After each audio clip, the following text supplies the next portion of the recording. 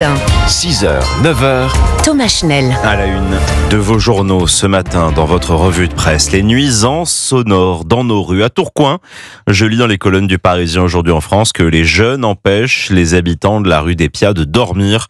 Rodéo de motos, de scooters, de quads, attroupements bruyants devant certains commerces alimentent l'insécurité. Des petits cons, confie une mère de famille à nos confrères du Parisien. Elle ne peut plus dormir la nuit à tel point que les forces de l'ordre semblent même dépassées par les perturbateurs. À cela s'ajoute le problème du trafic de drogue. Pétition, mairie impuissante, la sécurité publique est certes prise au sérieux, mais force est de constater que le problème reste difficile à régler. La leçon de Donald Trump aux Européens dans les colonnes du Figaro. Amandine Alexandrug a suivi le premier déplacement du président américain au Royaume-Uni depuis sa réélection. La correspondante à Londres détaille le séjour écossais du locataire de la Maison-Blanche. Entre négociations commerciales et golf, le hobby favori de Donald Trump, il y aurait même consacré 23% de son mandat depuis son investiture en janvier dernier. Donc entre publicité et commerce international, on y apprend que Donald Trump a fait d'une pierre deux coups puisqu'il doit inaugurer ce lundi un nouveau parcours de golf dans la région écossaise d'Aberdeen et qu'hier il a résolu cet accord international avec l'Union européenne. Dans les pages saumon, on apprend que seul Donald Trump a eu le dernier mot sur le deal qui porte à 15% les droits de douane avec l'Union européenne. De toute façon, selon un grand patron visiblement remonté, interrogé par le quotidien, fustige la composition de l'équipe de négociation européenne. Cette négociation s'est faite n'importe comment entre la Commission européenne avec d'un côté un mec qui ne parle pas anglais et le Slovaque qui ne comprend rien.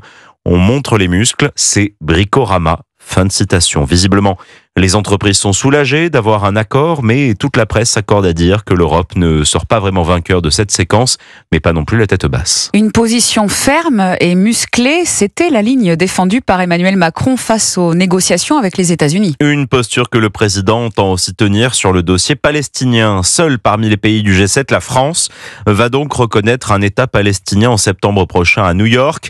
Emmanuel Macron, solo et utopiste selon l'opinion. Dans son éditorial en une du quotidien, Olivier Bacusa reconnaît que cette reconnaissance unilatérale appartient sans doute au chef de l'État, selon l'usage et la Constitution française, oui. Mais cette décision n'aurait-elle pas mérité un minimum de débat, se questionne notre confrère. Certes, il y a eu un débat parlementaire en 2014 où la résolution avait été adoptée, mais la situation politique n'était pas aussi polarisée et le conflit israélo-palestinien n'était pas aussi clivant, rappelle l'éditorialiste. La France, qui compte les plus importantes communautés juives et musulmanes d'Europe, se déchire sur cette guerre hors norme. Alors, s'il ne devait rester qu'un terrain où tout le pays puisse se retrouver, c'est bien le sport et le plus grand spectacle que les Français affectionnent après la querelle politique, c'est le Tour de France. Magnifique photo qui s'étale sur 2 pages, 20 et 21 du Parisien aujourd'hui en France. Cette foule en liesse, vêtue de maillots blancs à pois rouges, bras tendus vers les champions de la grande boucle en train de gravir la rue Le Pic à Montmartre. Pour la dernière étape hier, une superbe euphorie capturée par le photoreporter de Reuters, Abdoul Sabor. Il était 18h40 hier et la pluie n'a pas suffi pour éteindre la fièvre populaire qui embrase le cœur des Français au passage des coureurs sur les pavés.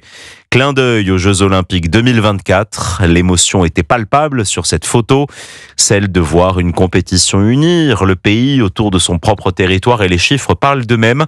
10 millions de supporters sur le bord des routes, 3 à 4 millions devant leur télévision tous les après-midi.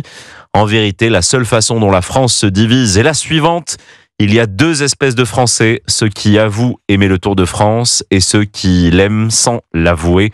Reste maintenant à trouver un successeur à Bernard Hinault, c'est le dernier vainqueur français. C'était en 1985.